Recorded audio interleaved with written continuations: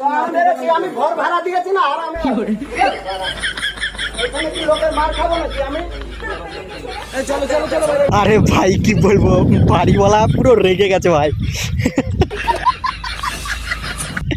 মানে মাঝ রাতে বাড়িওয়ালার মানে র্যাপিডো দিদির ঘরে ঢুকে পড়েছে, দিয়ে বলছে নাকি তোমার জ্বালায় কি থাকতে পারবো না নাকি।